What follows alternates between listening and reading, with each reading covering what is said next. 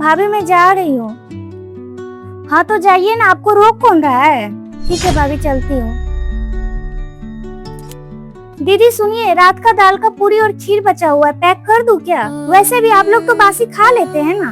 भाभी गर्मी में दाल की पूरी बहुत हैवी हो जाएगा, मैं घर जाके कुछ बना लूंगी। ठीक है।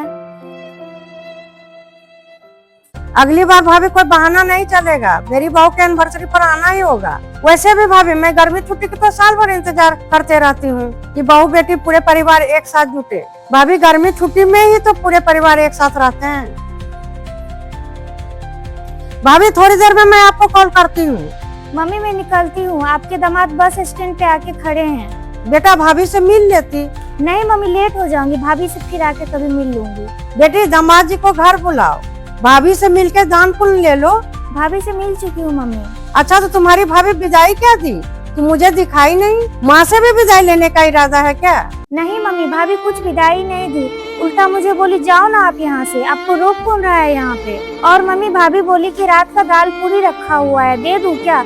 आप लोग को बासी खा लेते हैं ना। मुझे बहुत बुरा लगा मम्मी भाभी की बात सुनकर। क्या मैं यहाँ आप लोगों से विदाई लेने के लिए आती हूँ या हम लोग बासी खाना खाते हैं? अरे वो कौन होती है? जाइए ना, आपको रोक कौन रहा है बोलने वाली? अरे इस घर की तुम बेटी हो, ऐसे कैसे चले जाओगे बिना विदाई लिए?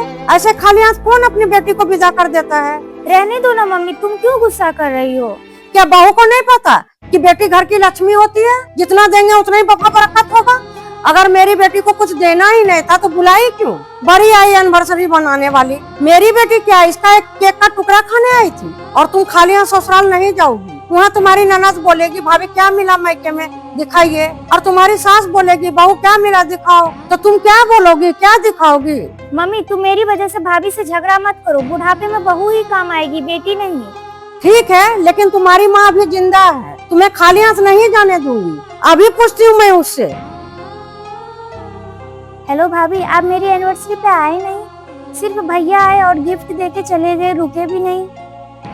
मैं आपको गूगल पे कर रही हूँ भाभी, पूरे परिवार के लिए कपड़ा ले लीजिएगा। और हाँ, मेरे भतीजा भतीजी को अच्छा कपड़ा खरीद के दीजिएगा। क्या रहस्य है इसका?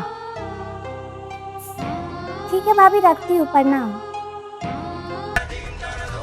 बाप रे, इसके मायके वाला नहीं आया, फिर वे सेठ के तरह कपड़ा के लिए पैसा भेज रही है अपने भतीजा भतीजी के लिए। मेरे मर जाने के बाद तो मेरी बेटी को पूछेगी ही नहीं, सिर्फ इसको अपने मायके की ही पड़ी हुई है। तुम रहने दो मम्मी, भाभी की मर्जी, दे या ना दे मुझे कोई फर्क नहीं पड़ता है। मैं विदाई लेने के लिए नहीं आती हूँ यहाँ पे। दीदी आप लोगों के लिए कपड़ा नहीं लाई, सोचिए आप लोगों को कपड़ा पसंद